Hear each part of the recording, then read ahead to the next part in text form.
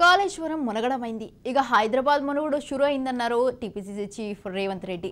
హైదరాబాద్లో చిన్నపాటి వానకే రోడ్లన్నీ జలమయమవుతున్నాయని ట్వీట్ చేశారు.